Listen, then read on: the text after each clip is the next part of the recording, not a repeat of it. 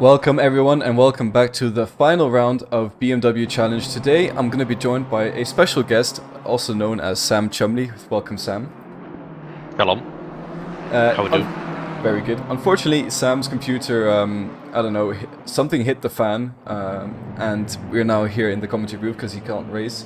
He was out on track earlier on today, but sadly his engine kept cutting every 10 seconds, so he was unable to continue. And he decided was definitely the engine. Yes, and he decided to make his way up the stairs into the commentary booth and join me here, which is actually quite nice because it saves my voice throughout the whole stream. So thank you very much, Sam. I do appreciate it.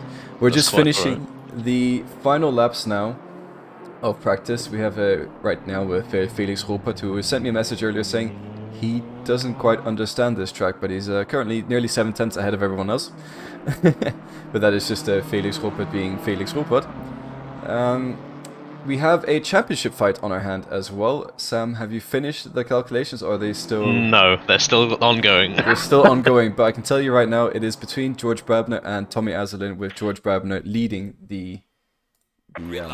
But yeah, so basically from what I've done so far, it's basically Tommy needs to win, and George needs to finish P9 or lower, pretty much. Well, there you go. So it's looking likely George Brabner can win it today. Or what if George was to DNF? Where would Tommy then have to finish? That's what I'm currently working out now. Yeah, it's a good idea. Anyways, we're going to come back to qualifying now, which is underway. Keep in mind this is a 15-minute quali session followed by a 40-minute race. The 40-minute race, as I've said constantly, is...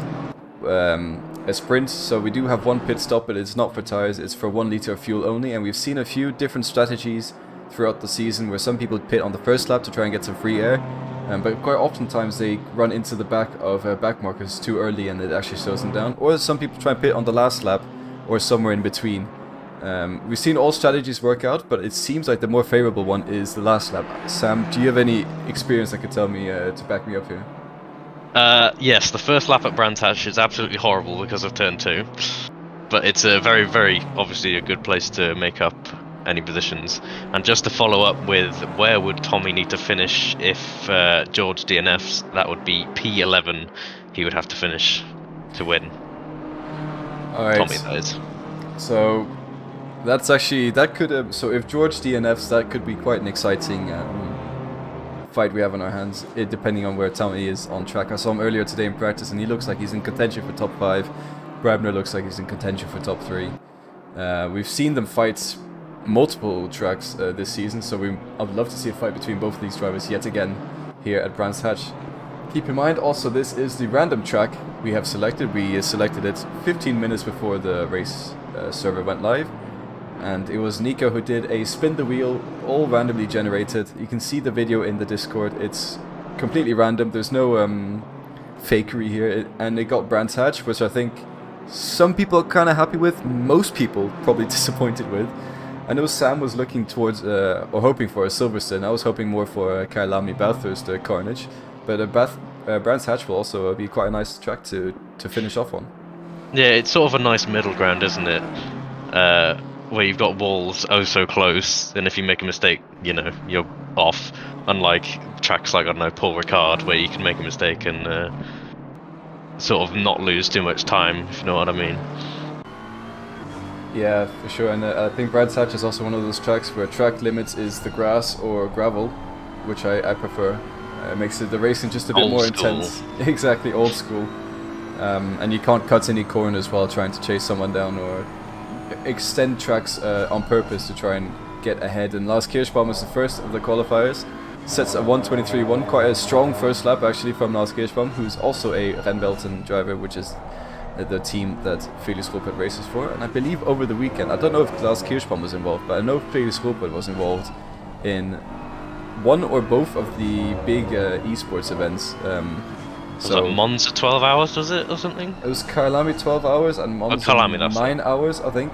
I can't remember which ones, but Rennwelten was definitely involved in a few of them. So he will, I'd say he'd probably be a bit tired today, but it's a bit more relaxed than the esports series. So that's what we like here at 2S. It's great fun, fast racing, very competitive drivers, but it's much more relaxed than the other big ones. Let's see. I'm trying to pay attention to Blindavinka as well because he's new on the scene. He's currently just invalidated his lap, I believe. But it's nice to see some new faces even at the last race of a championship. It is, yeah. We saw new faces joining all season. Another new face we've had, who's actually been with us every single race, is Jorge Prieto. I still can't pronounce that name properly, but we've not seen him before. He joined through the sim grid, and he's been with us for every single race this season, and he's done quite well. He's had a few fans in chat as well. I would think he's sort of a midfield driver. Every now and then we see him making some overtakes. He's been quite also not so problematic, so to say. He's been quite staying out of trouble. Just a nice new face, which is actually coming quite familiar. Another one of these new faces, so to say, is Sai Prithvi, who's actually been quite competitive amongst our top drivers, and always seems to be in the top 5 somehow, with that pink and green liveried BMW, which reminds me a little bit of Sam's BMW, which was barney coloured, and he had a special livery. He had a very special livery for this race, but sadly it wasn't able to show. It won't make its debut until I drive this next car, or until I drive this car next, which will be never. Hopefully. Yeah, I think the BMW, it has its tracks. I drove it for the 12 hours of Bathurst, absolutely loved it there. But I do understand why some people don't enjoy it so much on these tighter and twistier tracks. It seems like you get, no matter how much traction control you use, the rear end's still kicking out, and it's quite a handful once the rear end does slide. Is that a correct assumption in driving this car, Sam? Very correct. You need to run 8 TC pretty much everywhere, and I hate it. Yeah, it's not the easiest for sure.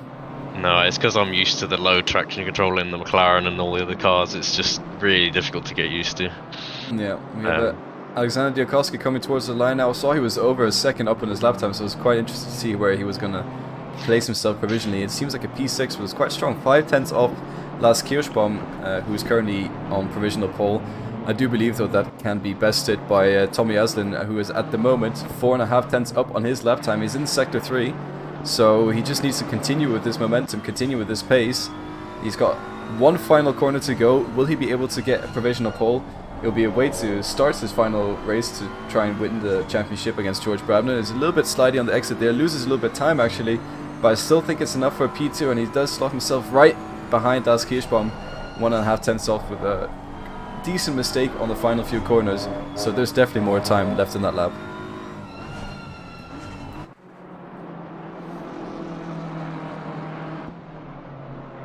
So we come on to Felix Ruppert, who is also running the same livery as Tommy Aslin, not to be confused with each other. Felix Ruppert running the number 10 car, Aslin the 44.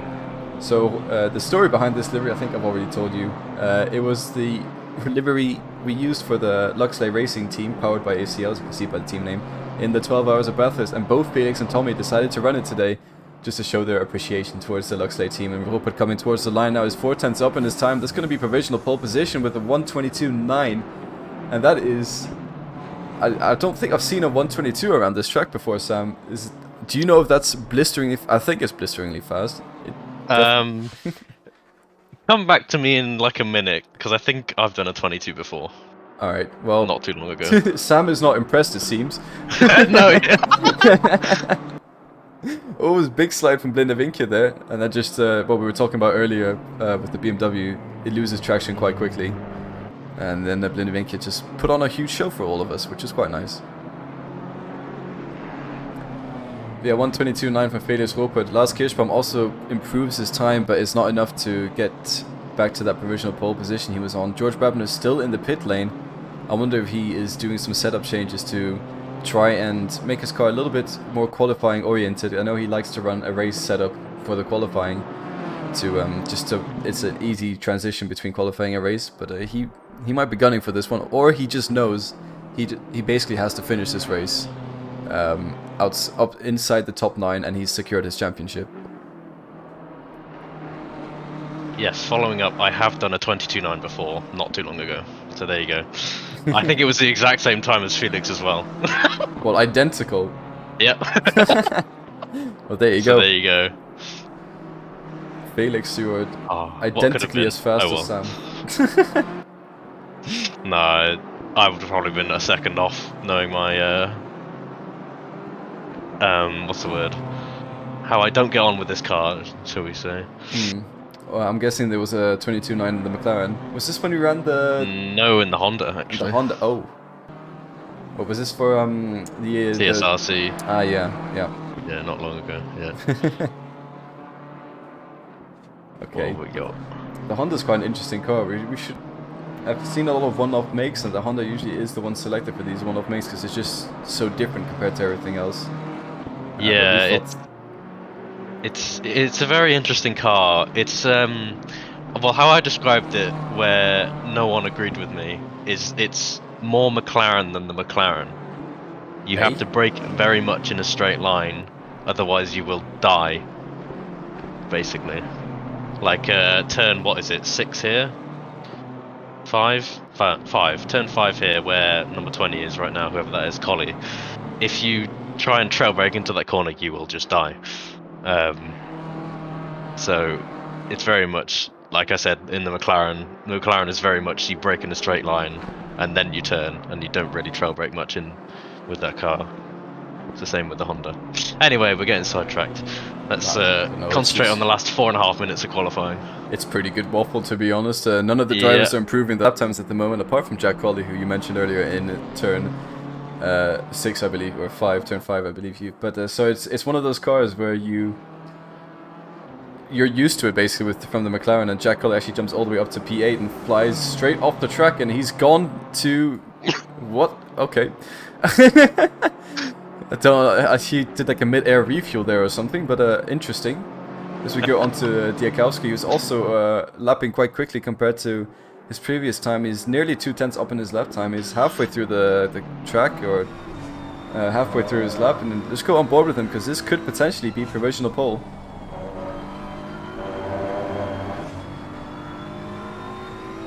Just look at the BMW eating those curbs, maximizing the track to its limit, getting all the way out to the grass. So a little bit sketchy on the steering wheel, but sometimes you have to drive these cars on the limit like this to be quick. As he gets a little bit slidey on the exit, costs him a bit of time. He's got one more final corner to round now. Tips the car in nicely, gets on a throttle nice and early, runs it all the way out wide, gets a great exit there, but I don't think it's going to be enough to improve his lap time. Actually, as I'm just looking at the Delta, yeah, it was exactly the same lap time compared to his best one there with a 1:23.3. So not an improvement from Diakowski, but it was looking quite promising. He was 2/10 up in the first sector, and now we have George Brabner flying across the curbs, getting into the final sector of the track, and he's got a couple more corners to navigate. He's 3/10 up in his lap time, so that could actually be a potential provisional pole. But he's lost a little bit of it behind Higgins, but I don't think he was blocked by Higgins, but just got a bit poor exit. He's got the rounding the final corner now. He's got a better exit than his previous lap, but I don't think it's going to be enough to tip Felix Ruppert from the top of the positions. And there he is, up to provisional P3 goes George Brabner. And quite crucially, just ahead of Tommy Eslin for the championship. Yeah, that I think is the most crucial bit, but you know what this also means? It means we get to see these two drivers battling next to each other yet again, which just puts a massive smile on the face, because they are so fun to watch, so entertaining, give each other just the right amount of room, but also just the wrong amount of moon. What? Anton's gone off at turn 1. Well, I'll spare Anton the embarrassment. And I'll cut I think it was purposeful. It looked very purposeful going off, I'll be honest. Yeah, maybe he got one of those weird invalidations on the last lap, which I don't think... Can you get that at this track? Maybe. Oh, no idea. Or just missed his braking point. That could also be in... To be fair, he was side by side with Rhino, I think. So. Okay, well that might have played a little bit into it. But I'm just going to mention Lars Kirschbaum. He's 1/10 up on his lap time. This could be the other Renvelsen driver swapping positions as he blasts through the right-hander there, jumping over the curbs. It seems that's how you maximize the track time on this circuit. He's lost a little bit of time though in the second sector, so I don't think it'll be provisional pole for him. Or pole position on this run at least, but he's definitely looking promising for the final run. He's got one more run after this one for sure, as he probably will improve his lap time just by a little bit. It's not enough to jump any positions, but it's getting closer and closer to his teammate Felix Ruppert, who is also currently on an absolute flyer, but it's been a bit up and down compared to his previous laps. He runs a little bit wide there, but it doesn't seem to cost him that much time. Only 1/10 into the next braking zone. And he flying through the corners yet again goes Felix into the final sector. Sam, take it away. You're making me do a flipping lap, bruv. Anyway, that's Diakovsky. Right, into the last corner. He cuts the curb on the inside. It's not really something you should be doing in this track. It really unsettles the car. But anyway, onto the start-finish straight we go. Braking just between the 2 board and the 1 board on the far left-hand side of the circuit. Being patient on the throttle, taking that edge curb nice and wide, braking before the 1 board for this turn 2, keeping it tight, but he's sort of in the middle of the track is what it is. Turn 3, try and not go wide here and invalidate, and it looks like he's I don't know if he's looked like he's backed off. Yeah, it looks like he's backed off. Unfortunate.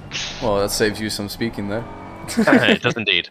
Yeah, Higgins coming across the line now. He could actually jump quite a few positions there. He goes all the way up to P6 with the lap time he just set in at 1:23.5. He was down in P9, but it's very close up there actually. It was 6, 7, 8, 9 tenths. So between P6 and P11, there's 3 tenths in it.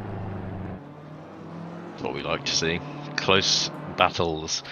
We got Tommy Azalin's just finishing lap. I don't know what the delta is because I don't have that fancy schmancy tool that you have. Well, the fancy schmancy tool is telling me it's completely identical to his previous lap, so unless some sort of miracle happens on the final corner, which I don't think has, he does improve his lap time though, but it's not enough to get ahead of George Brabner, so he's just under a tenth behind George Brabner at the moment, but that will be very interesting come race time. Felix was practicing pit lane, very smart. As they are going to have to pit this race, are they not? They are indeed, and it's a tricky pit lane to get right. Very, very tricky pit lane. But here are your very easy to go in sideways. So we have Felix Ruppert, followed by Lars Kirschbaum, Brabner, Tommy Azulin, Alexander Diakovsky, Garrett Higgins, Sai Prithvi, Jack Colley, Martin Müller, and Anton Levey round out the top 10. Then we have Ben Lowe's, Blinde Vinke, Prieto, Moulton, Betch, Reinhard Newton, Nico Veldman, and Aidan Bailey outside the top 10. Nico Veldman said he's not going to qualify for this race, and he said he wanted to do a last to 10th challenge, but I think he can do a last to, I reckon about 6th. Well, it depends on all what happens in between him and that said position, I guess. Could be carnage, could not be carnage, obviously making it difficult. And especially with Brands Hatch, it's going to be very difficult to overtake anywhere at this track. Indeed it is. And Sam, you are the local of Brands Hatch, I guess you could say, so... I've never been there. Okay, well... Do you know any fun stories from the track? Any one of your mates driven on it? Any races? Well, I know George went there, I think, last year for the GT World Challenge. That's about it, I'll be honest. So George Brabner is feeling at home here, and he is in P3. It's always very fun going to the track after racing on the sim. You don't realize how steep the banking is. Like, one example I have of that, you know Maggots Beckett's? Do you know it's downhill? I do now. Well, there you go. Well, I know his paddock hill is definitely downhill, but the game does not do it justice. If I'll try and just get onto it here, try and get the right angles. But that already looks pretty steep, right? In real life, it looks 10 times steeper than it is. It's the same as a Eau Rouge. Yeah. My God, that was steep. Yeah. Compared to what I thought it was. Imagine sitting on it. Remember when we sat on it and did a group photo in the summer? Yeah, that was at the 24 hours. Good times for sure, and I'll definitely want to do it again next year when it comes again, the 24 hours of Spa. Anyways, here is our grid, our starting lineup. So we have Felix Ruppert ahead of his teammate, Lars Kirschbaum. Then we have George Brabner and Tommy Aslin, the two championship fighters next to each other, which is always very interesting for good racing. Alexander Diakowski, Garrett Higgins right behind, Sai Prithvi next to Jack Colley. Then we have Martin Miller on the left, Antoine Olivier on the right with that so bad it's so good livery of a car being abandoned and rusted at Charleroi Airport. Then we have Ben Lowe's, who has a brilliant livery, so to say. I'm just going to give a quick shout out to his Instagram. There it is. And we move on to Planevinki, Pietro, Moulton, Betch. Then we have Ranoha, Jack Newton, Nico Veldman, and Aiden Bailey to round out the top 20. And now on to the formation lap we go. I guess we should potentially mention what the pit stop rules are, because I honestly can't remember them. But the pit stop rules are: you have to pit, but you only have to pit for 1 liter of fuel. That's it. The rest is up to you. Gotcha. Look at all the fans looking along very intently, and he looks very happy, waiting for the grid to start the race. Keep in mind, everyone who does finish this race gets entered into the raffle one more time, which we will be hosting at the end of the stream. So I will just quickly sort that out while Sam, I guess, sings a rendition of his favorite Christmas song. I'm not doing that. Just flat out, bruv. I've had too much of it, and it's only the 19th of December. It's only going to get worse. Well, you might as well embrace it now, right? Yesn't. Someone stopped on track, which I think was Azalin. Yeah, he's moving again now. I see on the track map. Good. I don't know why he stopped, but I think he was a bit too far ahead of his position, and potentially had to. So we won't get a rendition of Sam's favorite Christmas song sung by him, so that's a bit of a shame. I don't have one. They're all really good. Oh, that's a bit of a shame then. I was looking forward to that. Of all the things to force me into, that is not one of them. I completely understand why. There's one person we are missing at the back though, Urian Visser. Where's he at? He's not joined today, it seems. Usually either he's in chat or on track, but he's neither today. SMH. It's not good enough, Urian. Urian Visser is our resident Let's Not qualifier. And he always starts at the very back, so you can always expect him at the back, but he always somehow makes his way up to the top 10 just by staying out of trouble. And he ran, I think, quite a few seasons actually, without any contacts, but that has changed recently. He's been a bit of a naughty boy. But maybe he probably has something else to do today. As we are getting closer to the Christmas period, people are cherishing the time with their families, while my family just abandoned me, so I'm good here doing commentary. Don't take that the wrong way, they just left me for a holiday early. Playing the tiniest violin. Anyways, the cars are about to start the race. Sam, what do you reckon, carnage or calm? Carnage. It's got to be carnage. Well, I'll hope for a calm, collective carnage of a race start, so we'll see what happens as Felix Roper does lead into turn 1, and right behind we have Lars Kirschbaum, who's already taking advantage of George Babner right behind him, actually almost collecting him with a bit of a slide. They're maybe taking him into turn 1. Tommy Aslin getting overtaken by Diakowski around the outside, but Aslin does preserve that position for now. And Brabner gets ahead on the inside of Lars Kirschbaum. Lars Kirschbaum got the inside for the next corner, and that is going to allow Tommy Aslin to get a great run. Is he going to get past George Brabner already? Are we going to get 3 wide? I don't think so. Maybe Tommy Aslin does back up a little bit, moves across the track. Diakowski manages to avoid him, and we're going almost 3 wide again as Lars Kirschbaum is in the middle of the corner, in the middle of the track exit. Tommy Aslin gets a brilliant exit, and he's flying past George Brabner, but George Brabner will have the inside for the next corner. Who's it going to be? I think George Brabner still trying to stick his nose in. Aslin giving just enough space to George behind him, and he has made his way past up to P3. Tommy Aslin makes his way into the podium positions at the start of the race, gets past George Brabner, and that is a crucial move if he wants to win this championship. Just to point out there, at that exact corner, just behind the fight we were just watching, Sai Prithvi has murdered Diakowski, and they've both subsequently been sent somewhere in the mid-pack. Well, we'll have a look at that replay right now then. Let's have a look, see what happens. So, yeah, you're right, we have a A little bit of a battle there. Prithvi going up the inside of Gareth Higgins, and just collects Diakowski while doing so. And Diakowski manages to recover quite nicely, and so does Prithvi as well. But like as you said, they're in the middle of the pack, and now we get the battling up ahead of the midfield that we always have in these races. Diakowski has a bit more pace, already up behind Prieto. He has a little bit of damage though, so I wonder how much it's going to cost him. Also want to mention Aiden Bailey, starting last, is all the way up to P14 already, so he's had a brilliant starting lap. And I also do want to point out that Nico Veldman is in the pits. So Nico Veldman doing the strategy he did start at the back, so...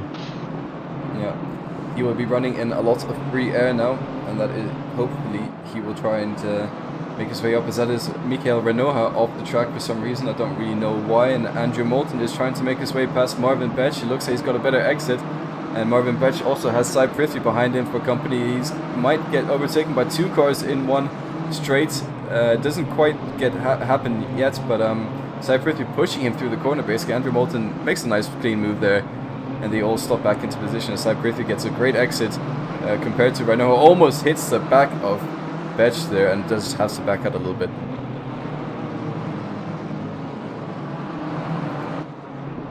Actually, I think Prithvi hit the grass there, and he's fallen back quite a lot compared to Marvin Betch. I did see him slide a bit. I wonder what happened, but he did hit the grass, keeps the car calm and collected, and makes his way through the pack yet again, as we have Alexander Diakowski now going into the pit lane. I'll just point out that they were he was in quite a close fight. I'm guessing he's gonna just get his pit stop out of the way to stay ahead of Nico Veldman and get some fresh air and maybe potentially repair some damage that he got from that hit.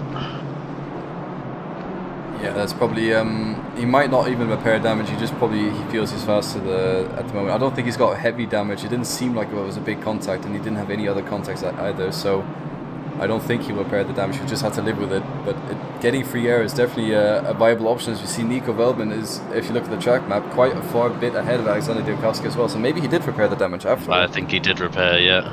Unless Nico's had an absolute stonker of a lap. Let's have a look. What was his last lap? 29.5. Nothing brilliant. Well, it's not bad for a lap out of the pit lane, though, I will say. Yeah, I guess. As the usual race lap around here is around a 23 and a half, 24 23, maybe? 24, around there, yeah. Especially with this load of fuel. Yeah. You see Ben Lowe's getting up and nice and comfortably close behind the Blindevinkje's rear there in the rear view mirrors. There's a little bit of a fight going on here between Olive Blindevinkje and Ben Lowe's. It seems to have spaced out slightly now. But that is the nature of Brands Hatch. You get very close, you get quite far away. It's more about pressuring the guy ahead into a mistake rather than forcing an overtake on this track. Yeah, definitely. Let's have a look at Prithvi has just overtaken Betch, I think. Everyone else just seems to be following the train, I guess. That is indeed the nature of Brands Hatch, but I see a bit of a battle going on with Jack Colley and Gareth Higgins. You know these two guys are really good friends off track. Will they be as gentle with each other on track? Probably not, I will assume. Usually when I race people I'm closer with, I get a bit more aggressive actually. A good example of that is me and my brother crashing hard in Monza when we were racing for the podium position. While we were both in Bentleys. It was good fun, good times. But Jack Colley right up behind Gareth Higgins. Maybe Higgins made a bit of a mistake, or Colley is settling into his groove now and getting a bit more pace than Higgins. But I know these guys, but they will respect each other. But it could be quite a spicy battle coming up on our hands.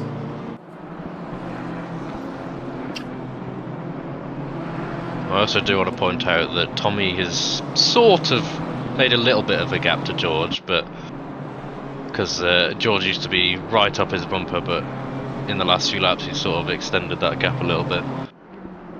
Oh, we got 33 off. Who's that?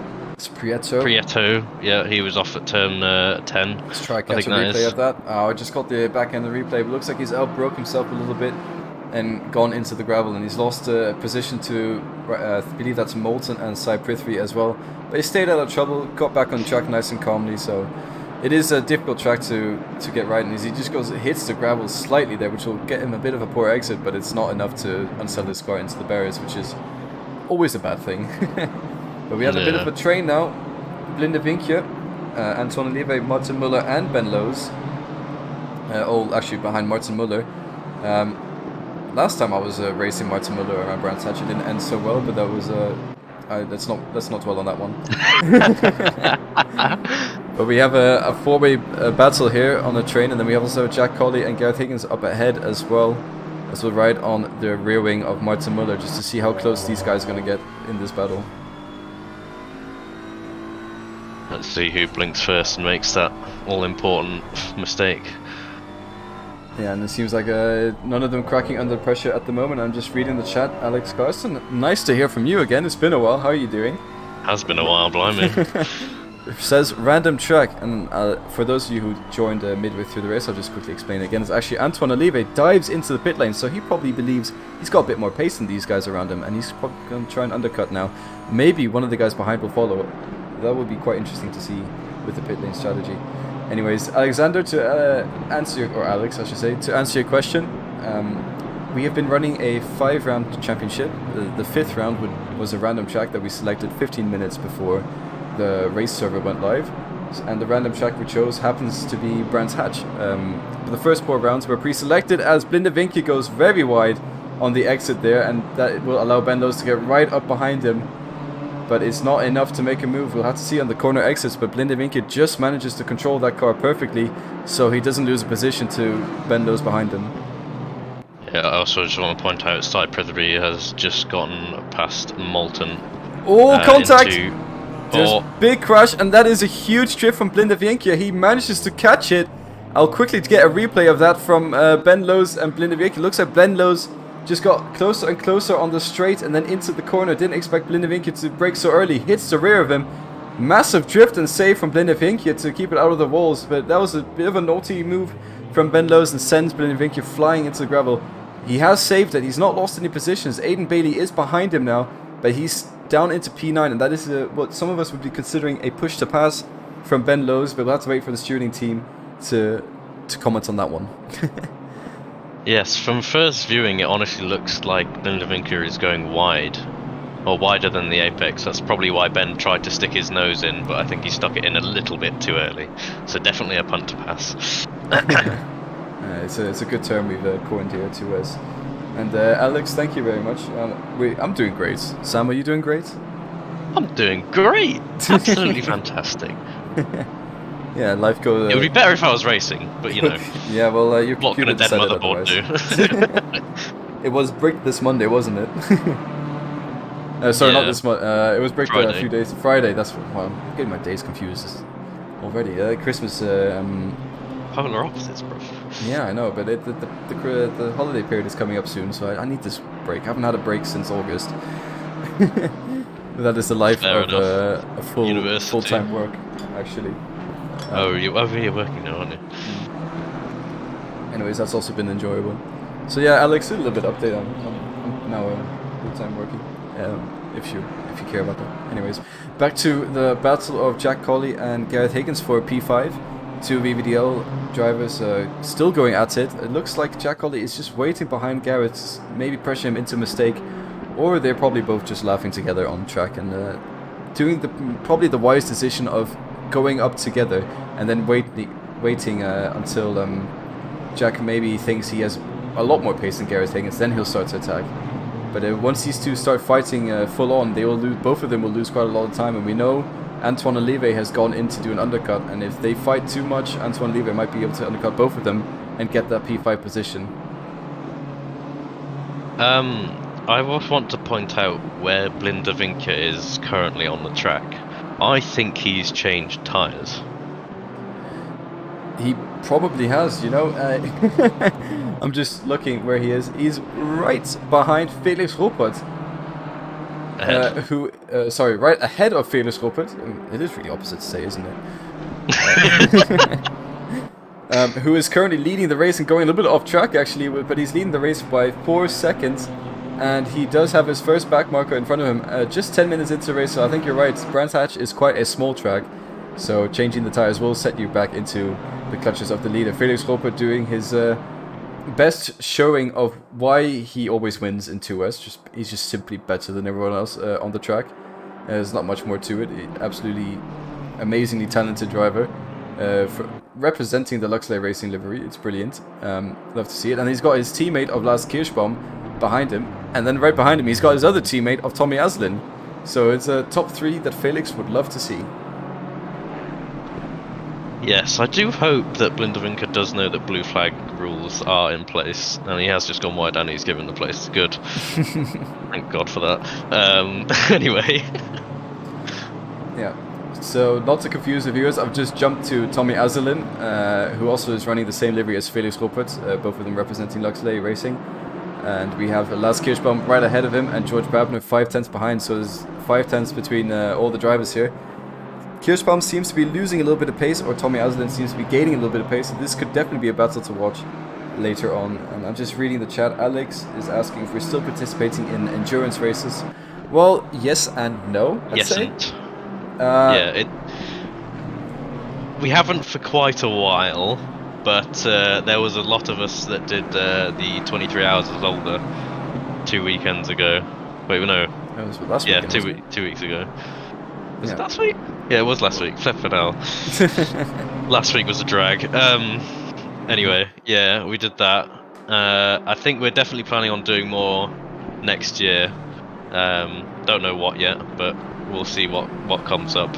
Definitely nothing esports related, because we really cannot be bothered to do that. We just want to enjoy ourselves and do them, I guess. Yeah, I think we've got most of the drivers don't have the time or commitment to go for a full esports series, so it'll be more one-offs and small championships. I don't really think championships anymore. We're just sticking to one-offs at the moment. I stick to one-offs, honestly. Like the 24 hours of Nürburgring. We'll probably do the 24 hours of Daytona as well, actually, on iRacing.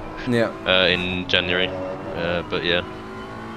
Yeah, and I've done 2 endurance races on ACC fairly recently. I did the 24 hours of Monza and the 12 hours of Bathurst, but that was not with 2S. Well, I guess it kind of was. It's with Ben Lowe's, Tommy Aslin, and Felix Ruppert, and also my brother Ollie Stricker. We did the 24 hours of Monza, and then Ollie Stricker didn't join for the 12 hours of Bathurst.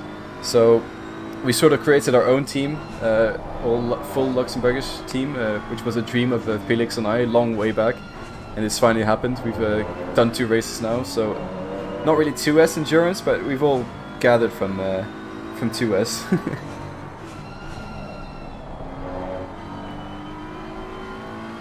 I'm just reading the chat again. Alex saying couldn't be bothered to try hard anymore. At some point, I'll have to stop. Pretty much.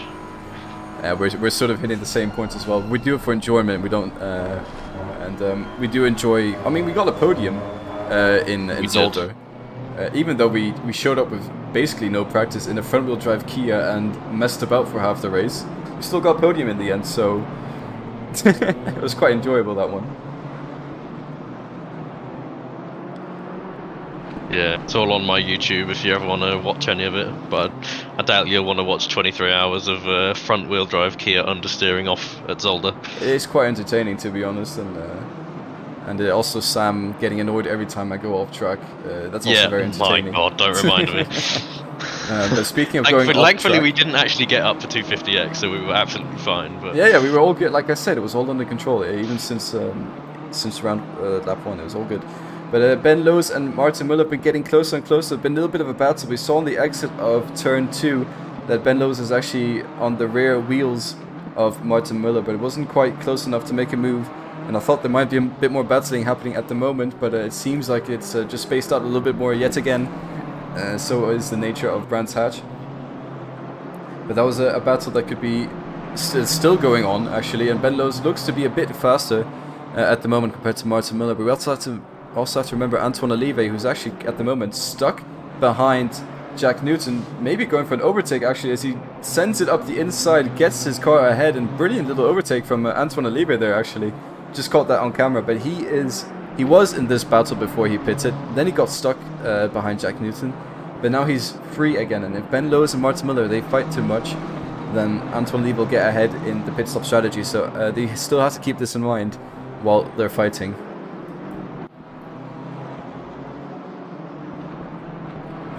Alex in chat, any Kia is good. He drives a Picanto. It's a good car. I can agree. Kia is really, they've upped their game recently, for sure.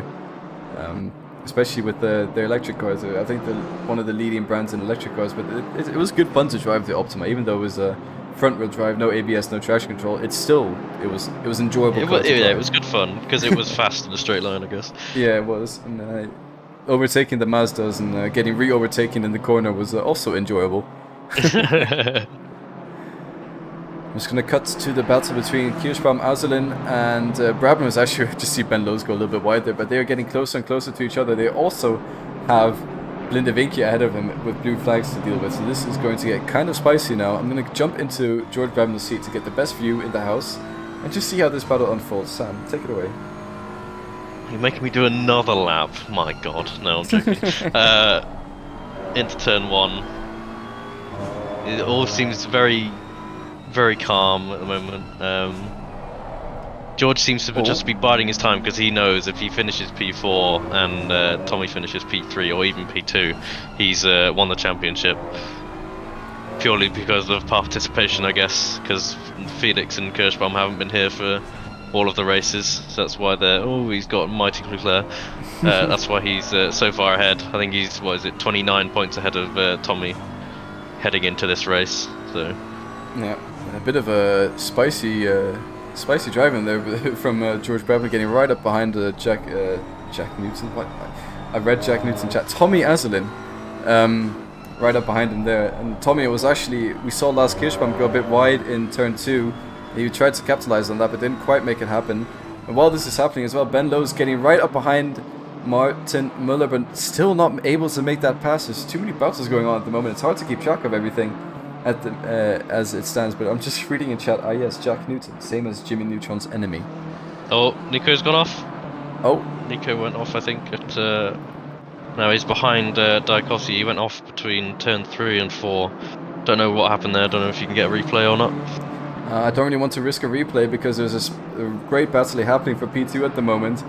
And Tommy Azulin getting even closer this time around to Lars Kirschbaum. Is he going to send it into turn 2? Has a look on the inside. Kirschbaum covers the inside beautifully there, shuts the door on him. And then Tommy has George Brabham to worry about behind him. It seems Tommy is in, I think, the worst position here, because he makes one mistake trying to overtake Brabham's through.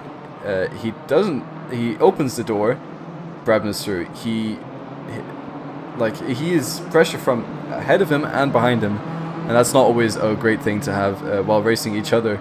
But I'm sure Tommy will be able to deal with it, and he's maybe, I don't know if he's thinking about the championship, but he probably is driving with the mind of a champion at the moment. So this battle will be very interesting to watch as it unfolds. Yes, I wouldn't be surprised if one of them jumps into the pits now as they're heading up to the back of Blindevinkia, who will slow them down, as he was about a second or something off the pole time in qualifying. Yeah, that's what I would do anyway. Yeah, it's a good point, and we might see it's halfway. We're nearly hitting the halfway point at the moment, and there we have it. Tommy Azulin jumps into the pit lane. He might have spotted this blue flag of Blindevinkia right ahead. Lars Kirschbaum continues. George Brabham continues. Will we see any of them pit next lap? Maybe. Will we see any of them pick at the end of the race? Maybe as well. We'll have to see. But Tommy Azulin, I think I spoke to him a little bit, and he seems to say that pitting midway through the race is quite a safe option, as long as he comes out ahead of traffic. He's got a huge gap between himself, Ben Lowe's, and Aidan Bailey, it seems, leaving the pit lane. Yeah, and it also seems that he's going to come out in fresh air, unless number 22 comes out. Bit of a send from Ben Lowe's. He's a lucky boy. While Sam's commentating on the pit exit of Tommy Azulin gets out right ahead of Aidan Bailey, but Ben Lowe's was ahead briefly of Martin Muller as Martin Muller regains his position into turn 3, and then Ben Lowe's up the inside of turn 4, and now it's about who gets a better exit. Looks like Ben Lowe's might have a slightly better exit. We'll jump to the helicam. We're going side by side into turn 5. Who would it be? It looks like Martin Muller has the inside, so he does have the advantage. Ben Lowe's has a slight overspeed though, and he's carrying the speed around the outside. Does a beautiful maneuver around the outside and makes his way up to P6. Brilliant little battle. It's not over yet though, as Martin Muller tries to muscle his way back through Ben Lowe's, but there's a bit of a gap building behind him now, and I think Ben Lowe's has many that overtake stick, and it seems like he gets a better exit there, and that is the gap he needs to solidify that overtake. That was a brilliant little battle between these two drivers. Kirschbaum has pitted.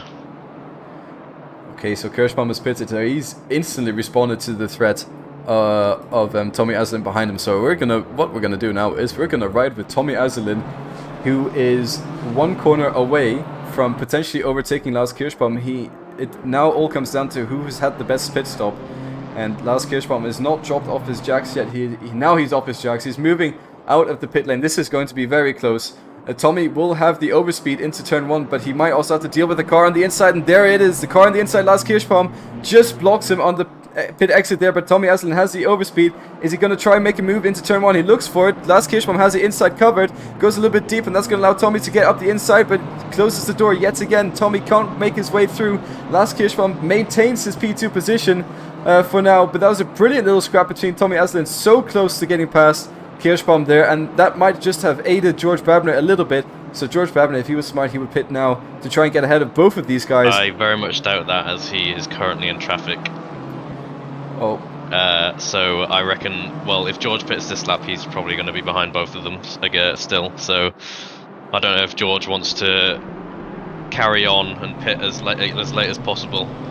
It seems like he's pitting this lap for sure. Dives into pit lane. It's such a sketchy pit entrance.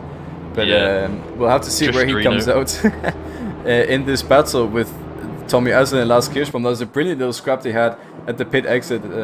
It could not have been any closer. Aslin could almost feel that P2 coming to him, but it was just not happening with Kirschbaum's brilliant defensive maneuvers. And he has to slot back into provisional P3, but now they're coming around the final corner, and I've seen George Babner is dropped off his jacks as well, and it looks like actually George Babner might get ahead of both of these drivers. He's jumped both of them in the pit lane. So Babner up to P2, Kirschbaum in P3, Tommy Aslin in P4.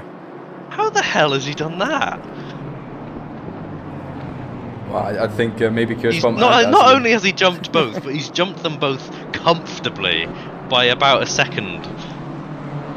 Yeah, now it's really down to the drivers to muscle their way through, and I know Tommy Aslin was hoping for a P2 position, because then it could be a Luxembourgish P1, P2, and he could celebrate with Felix on the podium, but as it stands, he's just missed out on the podium, with George Babner doing a beautiful overcut, actually.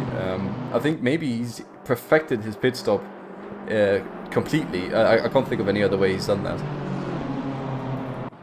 It could also be the fact that the other two were fighting. I guess that's the only other way. But George was overtaking lapped cars, so he was also losing time himself.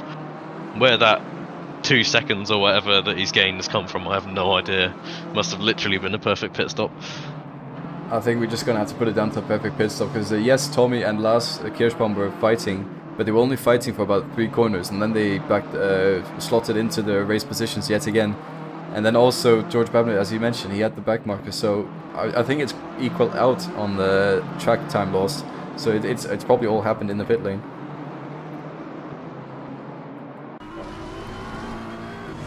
And now we move on to the fight for P11 net. Well, probably net P10, I think. For Diakovsky and Veldman as Aidan Bailey pits. So yeah, there's this battle for P10. Annoying. I think Nico will be quite annoyed at himself with that mistake, because he did lose quite a lot of time out of that mistake of turn 3, which is why he's now behind Diakovsky. But we'll see what he can do in the coming 15 minutes of the race. Yeah, he might be annoyed with that maneuver. I'm not so annoyed, because this could be a good battle on our hands. Good entertainment. Thank you, Nico, for doing us the justice here. But it looks like actually Diakovsky is slowly but surely driving away from Nico at the moment. And Diakovsky, he did qualify in the top 6, I believe.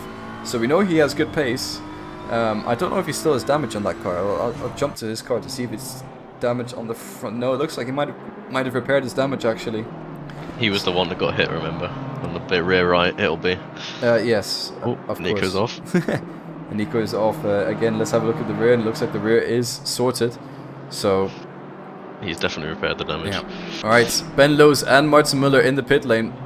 This will be interesting, as we have had Antoine Olive, who was in the battle with these two drivers earlier on. He's jumped Jack Colley, I've just noticed, in the pit lane. He could potentially jump Gareth Higgins, and also Ben Lowe's and Martin Muller with his undercut. That is a beautifully played out strategy by Antoine Olive. He jumps 3 positions, potentially 4, depending on where Gareth Higgins comes out, by pitting very early on and getting out of traffic and out of battling with these drivers. So that is Ben Lowe's coming out in P7 and Martin Muller actually coming out right. Ben Lowe's in P8, Martin Muller in P9. Oh, I've just missed a battle. Tommy Aslan has made his way past Lars Kirschbaum. I don't know how that happened. I'll try and find the replay. It wasn't long ago. It wasn't long ago. Yeah, okay. Let's see. I can't find it at the moment. No, it's probably gone by now. But he's made his way past Lars Kirschbaum. So that is him back into the podium position. Sorry, I didn't catch that move. And now it's on the replay, so we'll hopefully catch it on the replay as well. But no, it hasn't. Okay, sometimes the replay function doesn't work. And here it is not working. Thank you very much. Very cool. But he's made his way up to P3, and now he's going to put his head down to try and catch up to George Brabner. They're 2.3 seconds, so actually Brabner has been gapping in front of Kirschbaum, but now Aslan is unleashed, and he has 2 seconds to close with just over 12 minutes left of the race and an overtake to make that desired P2 position. But that's a big task for Tommy Aslan. As we know, George Brabner is a very talented driver who rarely makes mistakes. The question is, can he catch Ruppert up front? Because I can't remember what the gap was before the pit stops, but it was a few seconds. It was about 5 seconds. Pit stop, yeah, it was. So he's probably got 3 or 4 seconds to catch in the next 12 minutes up to Felix. Yeah, most likely he will, and I'm just noticing a little bit of a battle with Jack Colley and Antoine Olivier. Antoine's getting a bit caught up in some blue flag scenarios here with Jack Newton right ahead of him. I'm going to go... Bless you. Anyways, we're back. Jack Colley and Antoine Olivier making their way past the back marker at the moment, and that might have helped Gareth Higgins out a little bit. Whenever Higgins does decide to pit, he might be just in this battle as he was battling Jack Colley, or he might be behind or in front, and now we'll get our answer as he, just as I said, he's jumped into the pit lane. Where he comes out. I definitely think Antoine is going to be forming a train for the next 11 or so minutes. Yeah, but I'm actually looking at it. It looks like Higgins might come out ahead of Antoine as they've ran the final corner. Higgins has already dropped off his jacks. I think he'll... Yeah, it looks like he will make it into turn 1 before the other guys arrive. They will arrive quickly though, and it will be close, but Higgins has managed to stay ahead of Antoine Olivier in the pit stops, and now it's up to Antoine to make his way past Higgins, or up to Jack Colley to make his way back past Antoine, which he's looking to do by just having a little bit of a peek up the inside, not making the move as he's a bit too far behind. But this is a three-way battle for P5, brewing very nicely at the moment. And we've only got now 2 people who haven't pitted. That is Felix, the race leader, and Ryan Noha. So just as you say that, Felix jumps into the pit lane. Oh, well, there you go. So pretty much every battle you see here right now is for position. Pretty much, and that's going to be very interesting to see. And we'll see how Felix's pit stop goes, but he is very experienced in doing pit stops, so I doubt he'll mess it up. So to say, we also saw him practicing at the end of qualifying the pit entrance, but then Jack Colley at the moment getting great overspeed on Antoine, having a look up the inside, just decides to back out of it, but gets a brilliant exit compared to Antoine. Antoine covers the inside, covers the outside, brakes perfectly, brilliant defense there. Jack Colley doesn't know what to do, and he has to stay behind Antoine Olivier just a little bit longer, but he gets a better exit than him oftentimes, it seems. Antoine's tires might be dying off a little bit, and the Felix will... Oh my word. He was in the grass there, very, very close to the gravel. And Jack Colley has decided to touch grass, and it's cost him a little bit of time compared to Antoine Olivier and Gareth Higgins ahead. And as we said, Felix Wilpert, he was, what, 5-6 seconds when he... they pitted? No, it is 7 or 8. 7-8 seconds. 7.8, yeah. So he continues his charge of being completely dominating here in 2S. Bit of a battle. So, as I said, plus 30 kilos, anyone? Mid-race? No. Just in mid-corner, plus 30? Yeah, I'm sure he'll very much be... He'll be very thankful for that one, for sure. And Prieto and Rhinoha coming into a bit of a battle. We spoke a little bit about Prieto in qualifying as a new face, and he's been quite entertaining to watch sometimes in a bit of a midfield battle. And here we are. He's getting closer and closer to Rhinoha. Seems to be a bit more pace. Rhinoha still has to pit though, so this position is not so crucial for Prieto to get past, or unless he wants to make his way up to Aidan Bailey and feels like he's getting blocked by Renault, but he actually makes a little bit of mistake there on the corner exit of turn 3. It has to drop behind Renault a little bit. But this just a little bit of entertainment at the moment with Prieto's race, as he could be catching up to Aiden Bailey, but actually looks like Aiden Bailey at the moment is quicker, so I'm just rambling on at the moment looking for battles, but here I found one. Arkovsky and still Veldman? Yeah. No. Wait. And Lowe's. No, it's Lowe's. No, Veldman's fallen off the back of Darkovsky then. That's surprising. Yeah, and Darkovsky seems to have quite a lot of pace at the moment, actually, as he's made his way all the way back up to Ben Lowe's. Ben Lowe's is struggling a little bit in that car. It seems Darkovsky getting closer and closer, actually. You see Ben just struggling on the corner exit there, going a bit wide, and he covers the inside beautifully there, so Darkovsky has no chance to get around. Veldman also falling up behind Darkovsky slightly at the moment, but still close enough to any mistake happens from one of the two drivers ahead, he will be able to capitalize. And it seems like Ben Lowe's is covering the inside yet again for this corner. It gets a good exit though, so Darkovsky will just have to slot behind and be patient while that continues. There's another battle happening at the moment with Gareth Higgins, Antoine Olive and Jack Colley, which also seems to be one of those battles where it just seems whoever pushes the guy ahead to make a mistake, that's where the overtake is going to happen.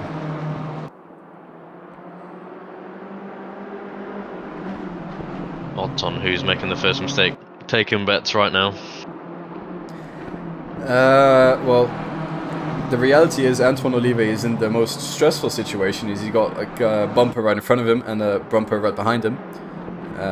So I think he'd be one of the first guys to make a mistake. But then again, I also know he's not a massive risk taker, so he'll calculate his moves correctly, and he'll know when to push and when not to push, and when to overtake and when not to overtake. He won't go for any daring moves, but it looks like Jack Colley is getting better corner exits than him. And speaking of better corner exits, going up the inside, a little bit of contact between the two drivers, sends Antoine Olive flying. Jack Colley not getting onto the throttles quickly to let Antoine get back ahead again. So that was a bit of a punt from Jack Colley, but he allows Antoine Olive to stay ahead in this battle. Great sportsmanship we're being shown here by Jack Colley, but it just got a bit too eager behind on that entrance to turn 2 and just collects Antoine in the rear wheel, and then Antoine loses about 3 seconds to Gareth Higgins. So that is the best thing that could have happened to Gareth Higgins behind him, as that pressure is now relieved. But we're talking about first driver to make a mistake, and I didn't think it would be Jack Colley.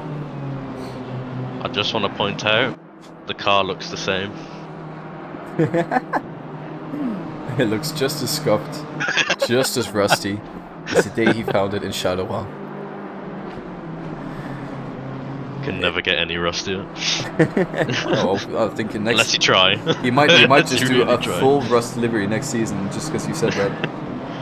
He's definitely capable.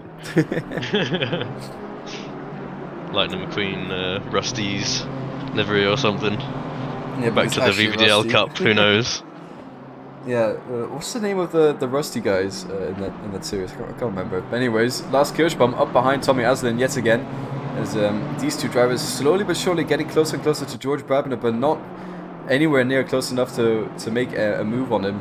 It seems he's just over 5 minutes left of the race, and Tommy Aslin, I think he made a mistake slightly earlier on, as he's lost a bit of time actually to George Brabner that last lap.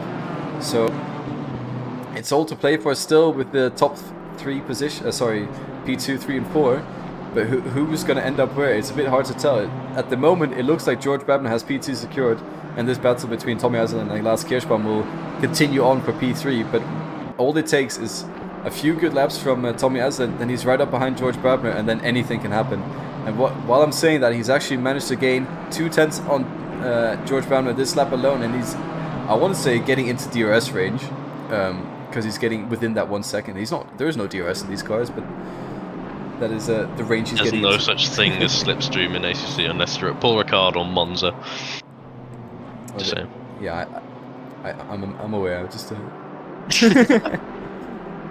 just saying things for the sake of it. Anyways, Jack Colley and Antoine Olive still battling. I think Jack Colley might be a bit more reserved now after the little contact they had earlier on with Antoine Olive. He might not try to make another overtake, as maybe he feels a bit bad about what's happened and ruined his attempt on Gareth Higgins. Also a battle between Diakowski and Ben Lowe's, and it looks like that is still going on, but Ben Lowe's is slowly catching up to Jack Colley as well. So you did mention Antoine Olive might lose a bit of pace. it seems after that contact he has lost a little bit of pace, so both Ben Lowes and Diakowski catching up to them. We could maybe have a four-way battle at the end of the race, or on the last lap, as there are only just under 4 minutes left of the race left. I just want to point out it could be five-way with Nico just behind Diakowski. It could be, and there's been a bit of a blue flag, black marker moment, and Tommy Aslin is now within a second of George Brabner. There is no slipstream, so it's all to play for with pure pace, but George Brabner is getting closer and closer to Tommy Aslin. He will be getting hungrier and hungrier in that driver's seat at the moment. This will be interesting to watch, as that back marker slowed down George Brabner more than it slowed down Kirschbaum and Tommy Aslin behind him, but George is managing that gap beautifully at the moment. Yes, and it looks like there's going to be 3 more laps remaining, even though there's only 3 minutes remaining. That's so just thanks to they've got Felix 3 more being laps. insanely quick at the moment. So we have our first drive-through of the race, and that is for Blinde Vinkje, who has unfortunately cut the corners 4 times in this track. There's no live tuning, so that is a game-given penalty to him. And then Jack Colley gets closer and closer to Antoine Olivier into turn 1. If he carries his momentum through, gets a better exit than him in turn 1, then he could potentially make a move in turn 2. But he doesn't do what I said he could do. So he just stays behind for now. And that is how racing is at Brands Hatch. You just stay behind, wait for a mistake, or try and force your way through with a brilliant exit. It's quite a tricky track to overtake on, and we're seeing it here today. But we still see brilliant battles, even though it's tricky to overtake. I've had some good overtakes on this race. Yes, we have. It's one of those tracks where you think overtaking is actually impossible, but it really isn't. Mistakes are so easy to make here. We've seen them time and time again in this race, especially. Just want to point out the gap is now under a second for George and Aslin, but it has increased in the last lap. So George is definitely pushing. Yeah, all 3 of these drivers will be pushing like mad at the moment, and you can see all of them running their wheels right out to the last inch of tarmac there on the corner exits, slightly touching the grass, all of them. Not enough to get the car to go off track, but just enough to gain as much time as possible. They're really pushing the cars to the limits now, with nearly 2 laps left, and it looks like Tommy Aslin is getting closer and closer to George Brabner, as Brabner made a bit of a mistake there in turn 1. I think he went a little bit wide compared to the other 2 drivers, and this is going to be a very interesting last lap, or anticlimactic, could be both. Well, I'm not going to overhype it too much yet, but I look forward to it for sure, as there's another battle between Ben Lowes and Alexander Diakowski. Diakowski trying to go around the outside in turn 2. We know that's a very difficult move to make, and he's not able to make it happen. He does get a little bit of a better exit though compared to Ben Lowes into turn 3, but he's just not anywhere near close enough to make a move up the inside. But he could potentially, with a better exit on turn 4, make it into turn 5, but it's so difficult to do these better exits on this track with the car in front of you. Yes, I don't know if you caught it, but Prieto is now ahead of Aidan Bailey. Well, there you go. So he was 3 seconds behind when we talked about him last, and he's now ahead of Aidan Bailey. So maybe Aidan Bailey made a mistake somewhere, or he just has a really good pace. But here we have... I don't know what's caused it, but Aidan Bailey has quite the crunched bonnet. That would probably have caused it. And Benjamin could serve his penalty as well. And now we have a battle for the final lap. Tommy Aslin right up behind George Brabner. It looks like if the positions stay this way, or if they swap positions even, George Brabner will still win the championship. But I think that's they don't care about that right now. They only care about this P2 position. Lars Kirschbaum is right up behind them as well for that final podium position. This battle has been going on all race and is getting hotter and hotter the closer we get to the finish line. Felix Ropert is miles ahead, so he will win this race. And I will talk about him later, but for now we'll stick with this battle between these 3 drivers, and it's coming down to the last few corners where Tommy can make a move, and he's too far away. It seems on the straight he's 5 tenths behind him now, closing down to 4 tenths behind George Brabner, but it's not enough to make a move, and we have to ride with Tommy Aslin at the moment. The outside cameras, we'll see if any mistakes from George Brabner. I don't think there will be. It's probably going to stay the way it is, knowing the nature of Brands Hatch, but there could be some last corner drama happening as Tommy Aslin just stays in that 4/10 window behind George Brabner, not able to make a move anywhere. He's not close enough at the moment. George Brabner doing beautifully to keep his composure and keep Tommy Aslin behind him, and he's got one more corner to make it, that P2 and win the championship. And what a way to do it with this brilliant battle we've had all race. And George Babner does go a little bit wide, but it's not enough to make Tommy Aslin get past him. They're both flashing lights. The celebration, that is P2 for George Babner, P3 for Tommy Aslin, P4 for Lars Kirschbaum, and Felix Roper take a bow, P1, with an absolutely dominating performance from the Luxley driver, or the Renwelten driver I should say. And there we have both Luxley racing cars going side by side, celebrating a podium together. They wanted to celebrate. Oh my god! 17 thousandths of a second across the line. We're gonna watch that back on the replay. Yeah, watch that in the replay. Oh, Gareth Higgins makes a mistake actually, and then Antoine Levy has to avoid that collision. Jack Colley racing closer to Antoine on the drag race there. And wow, what a finish between those drivers. That didn't catch that. Glad we could get a replay. That was amazing. So Gareth Higgins somehow loses the car, and he loses 2 positions to Antoine Olive and Jack Colley. Wow, what a finish between those drivers as well. That was really exciting. Yeah, I was just looking at them. I was like, why the hell are they side by side? How are they so close? There you go. There's your answer. Yeah, we're getting the last finish across the line. I was gonna say we're getting celebratory donuts of George Babner, but Ben Lowes decided to drift his way in and say no. And oh, George trying to get his donuts in, but just getting pushed around the whole track at the moment. Oh, we love these celebrations at the end of the races. They're all drifting around in their BMWs. Felix doing a mass ascent onto the grass there. Tommy Aslin having fun with his teammate as well, just sending it through the corners. They're all having a good time. And it is a British-Luxembourgish podium in the final race here today. Oh, beautiful drift from Felix onto the grass, catches the car, and it is great entertainment from this driver. Yes, just to say well done to George on the championship win, proving that consistency and turning up is key. I think oh, just avoiding the car there. Yeah, you're right. George Babner comes back to win the 2 West Championship yet again, and what a way to do it in style and performance. As both. Now, my question is. Tommy, that's an interesting fit entry. That's how I would do it. My question is, raffle. What are we doing? Raffle, indeed. It is definitely time for the raffle. Congratulations again for George Babner for winning the championship as he spins into the pit entrance. And yeah, okay, so he's magically repaired his car and gone back to pit lane. We will go back and I'll sort out the raffle now. While Sam does his favorite rendition of his Christmas songs, right? No. No. No. Oh. Well, I'll tell you what I am going to do. I am going to quit the game. Because my computer is running very, very slowly. With it running. Oh, that's so much better. That's a good idea.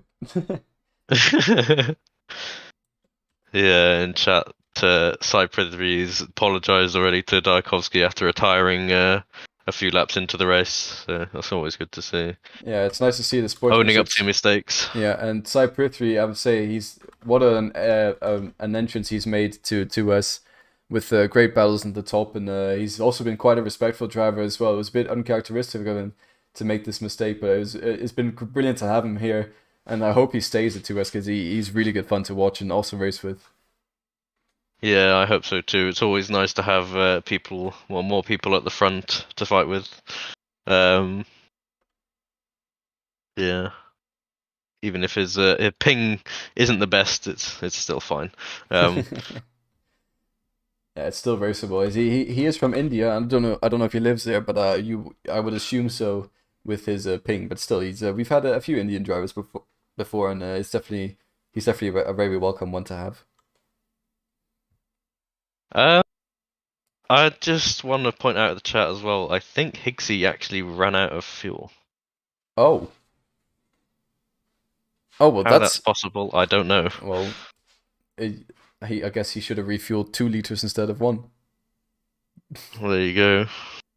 It's fine margins. We've had a few people run out of fuel before, actually, in this race, this series, because people are used to just refueling halfway through the race, and it's a bit easier to calculate when you only refuel for the first half of the race, and then you have the second half where oh wait, the first half I used 55 liters, now I can use 54, or the first half I used 60 liters and now I need 60 again, or something. It's a bit easier Yeah, to calculate.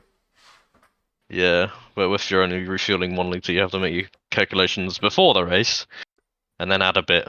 Always safe to add a bit, but he obviously run it a little bit too low. Yeah. Another thing is I remember these shorter races. I've had to fuel save halfway through the race because I realized, oh, I'm not gonna make it. Yeah, and I think it's also I'm not sure because I think we crossed the line with about 13 seconds to go. I'm not sure if that was calculated into some people's fuel, with Felix being so fast. That as well. Yeah.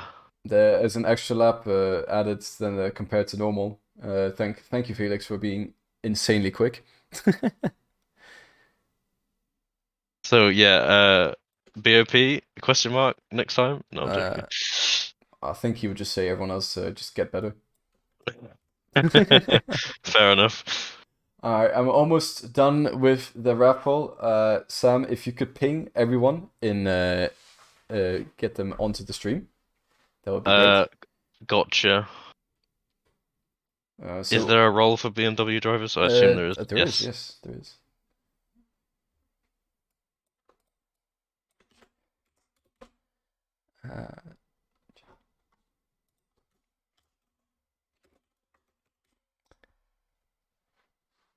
There we go. They have been binged. All right, we have.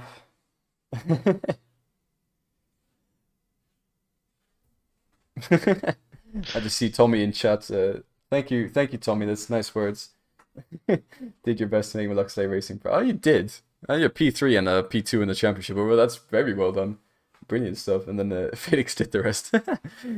Yeah, well, we know how talented Felix is, and he's again showed it. But I will say, Tommy, you've provided some insanely fun battles throughout the season. It's been a joy to watch.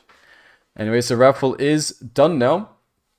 I will switch my broadcasting screen, as you might hear the wheel already going. That was a misclick. Sorry, let's just quickly go back. I'm not going to announce that. All right. All right, It's fine. It wasn't on the screen. I'll just quickly reset it. No, I know. All right, here we are. Muy bien, Felix. Good at. As he shouts in chat. Did you ping everyone? Yes, I've pinged the chat. All right, let's just wait for a few more drivers to get into the chat to watch the raffle. And Sam, do you have any fun moments you've had in this series? Being punted in half of the races, I guess, is one of them. Honestly, I can't remember many. Off the top of my head, anyway. I think you've been punted quite a lot, haven't you? Yes, I think I've been punted in 2 or 3 of the races. Yeah, we have someone in chat saying sorry, Sam. Lol. Yeah. It's all good. I'll get you back in season 11. It's fine. I'm just gonna do one more ping. So sorry everyone who's already in chat who's been pinged. I'm gonna do one more, just to make sure we get all the drivers in who missed the first ping. Maybe I'll do it in the announcements. Let's just quickly. There we go. As I get pinged myself. Thank you. Delayed ping. Now everyone's gonna be pinging you. Thank you. Everyone is pinging me. Oh my god. No, please. Well, luckily I have when OBS is running, I have a stream mode on, so I only see it popping up. Exactly. Yeah. Alright, sod it. I'm joining in.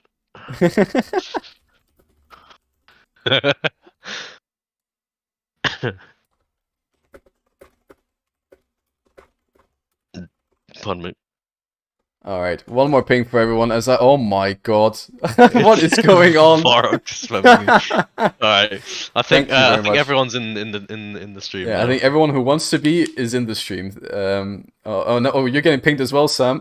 Yeah, yeah, whatever. It's fine. Thank you guys, thank you. Merci vielmals. All right, let's do it. Let's do this. All right, so just before everyone starts, I've added all the names for every single time you finish the race. And I will quickly shuffle it once, so it's completely random. And we're gonna do the first 3 winners and then 1 backup winner. We'll do privately afterwards. So whoever is one, check your DMs. I'll send you a DM fairly shortly after the stream is done. And just good luck to everyone, and hope you win. I assume the names are going to be taken out if they win. That as well. If you win Yeah. once, your name will be taken out. So you can only win once, and we have 3 winners in total. So do I want to delay this any further, or should I just get straight into it? Flippin' send it, bruv. All right, first winner of this raffle is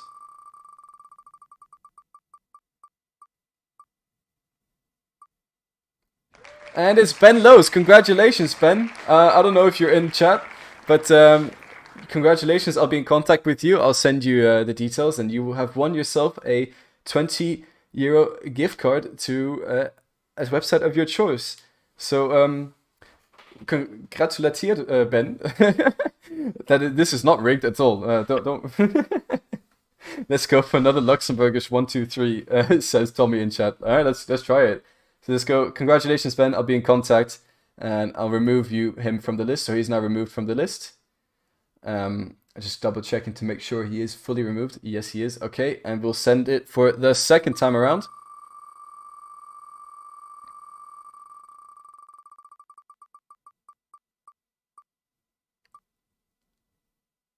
And it is Gareth Higgins. Congratulations. It seems to be a VVDL theme tonight at the moment. But Gareth, I'll be in touch with you shortly. You've won yourself I guess it'll be to €20 equivalent in pounds, or we can talk about that in chat afterwards. But yeah, I'll be in contact shortly. Congratulations again, Higgins. Thank you for running out of fuel on the final lap. It was good entertainment for sure. But I think maybe you crossing the line there it has made you win this time around. He can buy some more fuel, says Jack in chat. Get him a Costco membership. Yeah. Yeah, exactly. Yeah, I'll just remove him from the chat, and let's see, can we make it a VVDL 3 out of 3? Or will it be someone completely different? So this is the final winner of the giveaway. Let's see who it's going to be. I just want to point out I was 2 off in the first one and 1 off in the second one. Oh, this might be rigged. Oh, well, he's not here tonight, but Victor Savinsky has won it, so that is our very own Vito as well, so I'll be in contact with him. Congratulations to Vito. And I'm unlucky for the rest of you guys. It's been an absolute pleasure to have you guys racing with us in this BMW challenge. It's been very fun, for sure, and I just received a DM from Vito. Is he here tonight? Oh, well, you're in luck. He doesn't want it. He doesn't want it. He doesn't want it. Everyone, well, you're in luck. You still have a chance to win. I hope not too many people left after they saw Vito's name pop up. But he really doesn't want it. So yeah, everyone, re-rolling. It would be rigged. It would be. Anyways, let's re-roll.